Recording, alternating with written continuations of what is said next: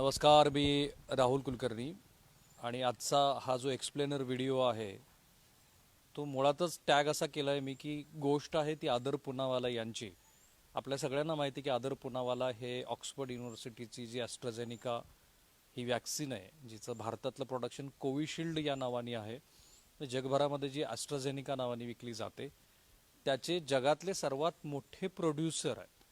So गोष्ट आहे आदर पूनावाला यांची आणि आपल्या केंद्र सरकारच्या अतिशय ढिसाळ नियोजन शून्य अशा लसीकरणाची. ती गोष्ट आज का सांगतोय आपण, तर त्याचं मुख्य कारण असं आहे की श्री आदर पूनावाला हे सध्या लंडनमध्ये आहेत. ते बहुधा केंद्र सरकार सिरम इन्स्टिट्यूशन्सनी जे करार केलेले आहेत तिथल्या काही सरकारबरोबर ते करार पूर्ण होत नाहीयेत, त्याबद्दलचे काही निगोशिएशन करण्यासाठी गेलेले असू शकतात. पण पूनावाला हे जसे लंडनमध्ये गेलेत तेव्हापासून काही मुद्दे प्रकर्षाने बाहेर येत आहेत ज्यात भारतात कळबळ माजलेली आहे. 5 दिवसापूर्वीच केंद्र सरकारने आदर पूनावाला यांना वाय दर्जाची सिक्युरिटी दिली होती.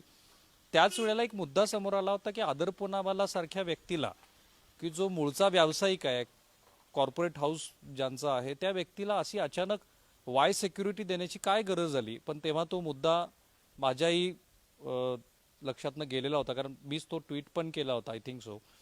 सो आदर पूनावाला हे लंडनला गेल्यानंतर त्यांनी सर्वात महत्त्वाचा मुद्दा जो तिथल्या लंडन टाइम्सला दिलेल्या मुलाखतीत मांडला आणि ज्याच्यावर इकडे पण चर्चा झाली आणि राजकारण पण सुरू झालं, ते असं की श्री आदर पूनावाला यांना काही राज्यातल्या मुख्यमंत्र्यांनी फोन केले, काही व्यावसायिकांनी फोन केले की आम्हाला लस आधी द्या, आणि त्या फोनची भाषा ही सभ्य नव्हती. इनफॅक्ट ते धमकीचे फोन होते असं श्री आदर पूनावाला यांनी सांगितलं. आणि मग नंतर लिंक लागली की श्री आदर पूनावाला यांना वाय दर्जाची सिक्युरिटी का दिली. पण आज जो वाद झाला केंद्र सरकारबरोबर, तो वाद हा खूप वेगळ्या पातळीवरचा आहे. श्री आदर पूनावाला यांनी फायनान्शियल टाइम्सला लंडनमध्ये एक मुलाखत दिली आणि त्या मुलाखतीमध्ये ते असं म्हणाले की मला केंद्र सरकारकडून नव्या लसीच्या मागणीची नोंदच झाली नाही, नोंदणीच केली नाही. आणि भारतातल्या बऱ्याच राजकारण्यांना असं वाटत होतं की भारतामध्ये दुसरी वेव येणारच नाही, दुसरी लाट येणारच नाही. इनफॅक्ट आपल्याला वार्षिक 1 बिलियन एवढ्याच डोस लागतील असा केंद्र सरकारमधल्या मुख्य नेत्यांचा अंदाज असल्यामुळं त्यांनी लसीच्या उत्पादनाच्या वाढीकडे संपूर्ण दुर्लक्ष केलं. आणि जे खरं पण आहे, खरं म्हणजे केंद्र सरकारमधले जे प्रमुख नेते आहेत, एवढंच कशाला, भारतीय जनता पार्टीनी बेंगलोरमध्ये जे त्यांचं राष्ट्रीय कार्यकारिणीची सभा झाली तिथे किमान 5 वेळेला श्री नरेंद्र मोदी आणि केंद्र सरकारचे अभिनंदनाचे ठराव केले. ते ठराव काय होते, तर भारतानं यशस्वीपणे कोरोनाचा जो प्रादुर्भाव होता त्याचा सामना केला. सन्माननीय पंतप्रधान सुद्धा एक वेळेला जाहीर भाषणामध्ये बोलले आणि आपल्या देशाचे आरोग्यमंत्री की जे मूलतः डॉक्टर आहेत, त्या डॉक्टर असलेल्या आरोग्यमंत्र्यांनी सुद्धा भारतानं कोरोनाचा यशस्वी सामना केला असं सांगितलं. आणि बहुधा तेच कारण असावं की श्री आदर पूनावाला यांच्याकडे भारत सरकारनं नव्या लसीची मागणीच नोंदवली नाही. आणि मग आज ज्या वेळेला ह्या स्वरूपातली मुलाखत फायनान्शियल टाइम्समध्ये प्रकाशित झाली आणि भारतामध्ये त्याचे विविध माध्यमामध्ये रिफ्लेक्शन्स आली, बातम्या आल्या, त्याच्यानंतर काही वेळापूर्वी केंद्र सरकारने खुलासा केला. आणि त्या खुलाशामध्ये पहिलंच वाक्य आहे की माध्यमामध्ये प्रकाशित होत असलेल्या बातम्या ह्या बेसलेस आहेत.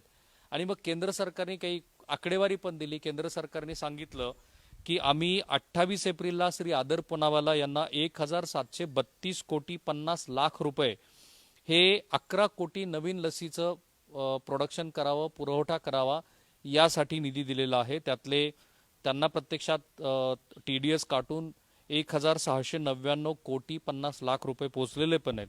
आणि यातून आम्हाला मे, जून, जुलैमध्ये 11 कोटी लसीचा पुरवठा सिरम इन्स्टिट्यूशनकडनं अपेक्षित आहे. पुढं केंद्र सरकारने हा खुलासा केला की भारत बायोटेकला सुद्धा आम्ही मे, जून, जुलैमध्ये 5 कोटी लस त्यांनी पुरवावी यासाठी 787,50,00,000 रुपये हे ॲडव्हान्स दिलेलं आहे. म्हणजे TDS वजा जाता 772,50,00,000 रुपये त्यांना पोहोचलेले आहेत. आणि यातून आम्हाला 5 कोटी लसी येतील. आणि पूर्वी सिरम इन्स्टिट्यूशन्सला आम्ही जी ऑर्डर दिलेली होती त्यातल्या साधारणपणे आम्हाला 10 कोटी लसी ह्या मिळालेल्या आहेत अशा अर्थाची माहिती केंद्र सरकारने दिली. आता त्यानंतर काय झालं की केंद्र सरकारचा हा खुलासा आल्यानंतर सर्वात आधी सिरम इन्स्टिट्यूशन कडनं एक ट्विट आलं आणि त्या ट्विटमध्ये त्याने असं सांगितलं की खरं म्हणजे त्याला इंग्रजीमध्ये ट्रूस असा शब्द वापरतात, म्हणजे सामंजस्य होणं किंवा आता सामंजस्याची भूमिका घेऊ असं म्हणणं.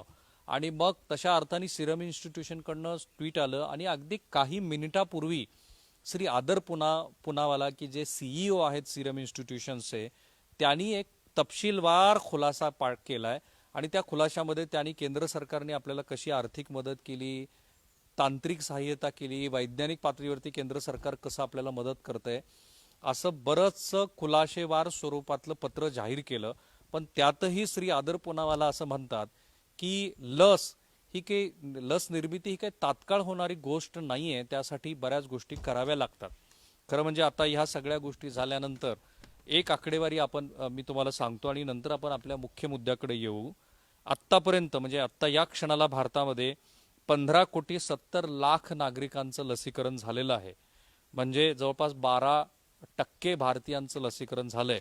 पण त्यातले अवघे 2% लोक असे आहेत की ज्यांना दुसरा जाब किंवा दुसरा लसीचा डोस मिळालेला आहे. आणि खरं म्हणजे इथेच भारत सरकारच्या अतिशय ढिसाळ, नियोजन शून्य, कल्पना शून्य असं लसीकरणाची कहाणी सुरू होते. काय डिसेंबर 14 या तारखेला अमेरिकेमध्ये लसीकरण सुरू झालं.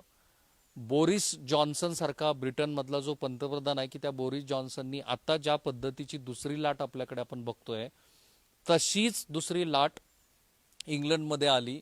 हाहाकार माजला, हजारो लोक मृत्युमुखी पडले. त्यानंतर एक शहाणपणा शिकला आणि तो शहाणपणा असा होता की लंडनमध्ये सुद्धा अतिशय वेगानं लसीकरण झालंय.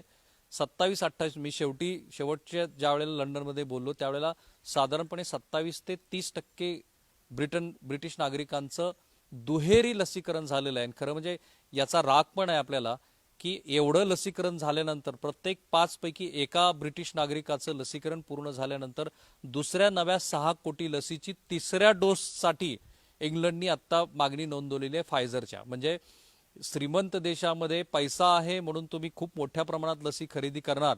आणि भारत तर ठीक आहे आपल्याकडे तंत्रज्ञान आहे, पण साऊथ आफ्रिकेतले अनेक देश जे अनेक गरीब राष्ट्र त्यांच्याकडे अजून लसीचा एक डोस पोहोचलेला नाहीये. सो अशा बोरिस जॉन्सननी की ज्यांनी दुसरी लाट बघितली त्या बोरिस जॉन्सननी सुद्धा शहाणपणा शिकला आणि लसी तिसऱ्या डोससाठी आयात केल्यात. अमेरिकेमध्ये आज 56% लसीकरण झालेलं आहे. इस्रायलची कहाणी तर सगळ्या जगाने बघितली, चीनबद्दल बोलायलाच नको. सो अशी परिस्थिती जगामध्ये असताना भारताच्या पंतप्रधानांनी लसीकरणाकडे का दुर्लक्ष केलं? डिसेंबर महिन्यामध्ये अमेरिकेमध्ये लसीकरण सुरू झालं, जानेवारीमध्ये लंडनमध्ये लसीकरण सुरू झालं आणि भारतामध्ये 16 जानेवारीला लसीकरण सुरू झाल्यानंतर जो देश की जो 138 कोटी लोकसंख्येचा देश आहे त्या देशात या क्षणाला केवळ 12% नागरिकांचं लसीकरण पूर्ण झालेलं आहे. केवळ 2% नागरिकांना दुहेरी लसीचा डोस मिळालाय. असा देश की ज्या देशाचा डिडीम तुम्ही पिटला की ज्या देशामध्ये जगाला 56% लस पुरवण्याची क्षमता आहे, ज्या सिरम इन्स्टिट्यूशनच्या जोरावरती, ज्या रेड्डीज इन्स्टिट्यूशनच्या जोरावरती, ज्या भारत बायोटेकच्या जोरावरती तुम्ही बोलत होतात. पण आज स्थिती काय आहे? कमालीचा दिरंगाई, कमालीचा निष्काळजीपणा, निवडणुकीमध्ये घातलेला वेळ, उत्सवी स्वरूपाचे कार्यक्रम, गरज नसताना आणि धोक्याची पूर्ण जाणीव असताना सुद्धा कुंभमेळ्याला दिलेली परवानगी, हे सगळं बघितल्यानंतर आता सिरम इन्स्टिट्यूशनला जे की खरं बोलतायत त्या सिरम इन्स्टिट्यूशनला दोष देण्यात काय अर्थ आहे? ज्यांना कुणाला यातलं विज्ञान समजतं त्यांना हे माहिती आहे. आणि श्री आदर पुनावाला यांनी अतिशय स्पष्ट शब्दात सांगितलं. आणखी आकडेवारी मी सांगतो, कितीही प्रयत्न केला तरी आदर पुनावाला यांची जास्तीत जास्त 6 ते 7 कोटी प्रति महिना लसीकरण वाढवण्याची क्षमता आहे जुलै अखेरपर्यंत. भारत बायोटेक फार तर फार 2 कोटी लसी प्रत्येक महिन्याला वाढवू शकतं. अशा स्थितीमध्ये भारतासारख्या एवढ्या मोठ्या देशाला की ज्या देशातल्या किमान 80 ते 90% लोकसंख्येचं लसीकरण केल्याशिवाय कोरोनाचा हा प्रादुर्भाव संपणार नाहीये, त्या देशामध्ये ज्या पद्धतीनं अकार्यक्षमता केंद्र सरकारने दाखवली. मी नरेंद्र मोदी यांच्या कार्यक्षमतेबद्दल कधीही प्रश्नचिन्ह निर्माण करणार नाही, पण ज्याला ओव्हर कॉन्फिडन्स म्हणतात, ज्याला अहंकार म्हणतात, त्या अहंकाराची परिणिती अशी आहे की आज तुम्हाला सिरम इन्स्टिट्यूशनच्या आदर पुनावाला यांना खोटं पाडण्यासाठी खुलासे करावे लागत आहेत. खरं म्हणजे श्री आदर पुनावाला हेच बरोबर आहेत. श्री आदर पुनावाला यांनी अनेक वेळेला सांगितलं होतं, आय थिंक 1.5 महिन्यापूर्वीच आदर पुनावाला यांनी जर माझी लसीकरणाची कॅपॅसिटी वाढवायची असेल तर किमान 3,000 कोटी रुपयाची मला गरज आहे हे जाहीरपणे सांगितलं होतं. आणि आपल्यापैकी बऱ्याच जणांना क्षंद असेल, तुम्ही खूप तज्ज्ञ आहात सोशल मीडिया वापरण्याचे, तर कृपा करून तुम्ही गुगल करा, त्यावेळची केंद्रीय मंत्र्याची वक्तव्य बघा. त्यावेळेला हे केंद्रीय मंत्री म्हणत होते की तुम्हाला इतक्या पैशाची काय गरज आहे, तुम्ही तुमच्या पैशाची व्यवस्था करा. आताही मला संशय आहे की 3,000 कोटी रुपये श्री आदर पुनावाला यांना दिले आणि भारत बायोटेकला 1,600 कोटी रुपये दिले असं जे जाहीर केलं जात होतं, प्रत्यक्षामध्ये श्री आदर पुनावाला यांना 1,772 कोटी आणि भारत बायोटेकला समथिंग 772 कोटी रुपये त्यांना मिळालेले आहेत. म्हणजे आदर पुनावाला यांना 1,732 कोटी रुपये आणि भारत बायोटेकला 787 कोटी रुपये. हे तरी आकडे तुम्ही ज्या जाहीर केलेल्या 1,600 कोटी आणि 3,000 कोटीला जुळतायत का? सो सर्वात महत्वाचा मुद्दा की आदर पुनावाला हेच बरोबर आहेत, तुमचं कमालीचं दुर्लक्ष झालंय, त्यातून लाखो जणांचे जीव गेलेले आहेत. अर्थात यातनं राज्य सरकारची जबाबदारी कुठे बाजूला होत नाही. रेमडेसिवीर नसणं, ऑक्सिजनचे बेड नसणं, हॉस्पिटलमध्ये डॉक्टर्स नसणं, ही सर्वार्थाने राज्य सरकारची जबाबदारी आहे. खास करून अनेक असे मुख्यमंत्री होते, सन्माननीय उद्धव ठाकरे सुद्धा अनेक वेळेला म्हणत होते की महाराष्ट्रामध्ये दुसरी लाट येऊ शकते. ती लाट येऊ शकते असं माहिती असून सुद्धा तुम्ही तयारी केलेली नाही. हा तुमच्या सुद्धा गैरव्यवस्थापनाचा भाग आहेच. पण एक केंद्र सरकार म्हणून तुमची जबाबदारी श्री नरेंद्र मोदी यांना टाळता येणार नाही. त्या पातळीवरती जर आपण बघितलं तर अतिशय निष्काळजीपणा झालेला आहे. आणि आत्ताची आकडेवारी अशी सांगते की अगदी स्पुतनिक आली, 8 कोटी लसीचं उत्पादन करण्याचं त्यांचं नियोजन आहे. जगभरातनं मदत आली, भारत बायोटेकची कॅपॅसिटी वाढली, सिरम इन्स्टिट्यूशनची कॅपॅसिटी वाढली, तरी संपूर्ण भारतीयांचं लसीकरण करण्यासाठी एप्रिल 2022 हा कालावधी उजाडू शकतो. दरम्यानच्या काळामध्ये जे जीव जातील त्याची जबाबदारी कोणाची? आज सिरम इन्स्टिट्यूशन्सवरती जो प्रति हल्लाच एका अर्थाने चढवला आहे, कारण इतक्या पॉवरफुल केंद्र सरकारबरोबर टक्कर देणं सोपं नाहीये. आणि म्हणून मी आदर पुनावाला यांचं कौतुक करतो आणि इथे थांबतो की वेळोवेळी श्री आदर पुनावाला यांनी आपली भूमिका ही कुठल्या सोशल मीडियावरती व्यक्त न करता जाहीर भूमिका घेऊन केंद्र सरकारला काही सुचवू पाहिलेलं आहे. दुर्दैवाने केंद्र सरकारमध्ये सर्वोच्च स्थानी असलेल्या नेत्याला अरे बाबा हे तुझं चुकतंय असं सांगणारं त्यांच्या आजूबाजूला कुणी जाणकार व्यक्ती, मंत्री आहे की नाही असा प्रश्न पडावा. आणि केंद्र सरकारच्या सर्वोच्च नेत्यांनी सुद्धा समज दाखवून ते समजून घ्यावं, असं काही लसीकरणाच्या बाबतीत झालेलं नाही. सो थांबूया आपण इथे. तुम्हाला आमचे हे जे व्हिडिओ आहेत ते कसे वाटतात ते तुम्ही जरूर कळवा. तुमची मतंही सांगा आणि विषयही सुचवा.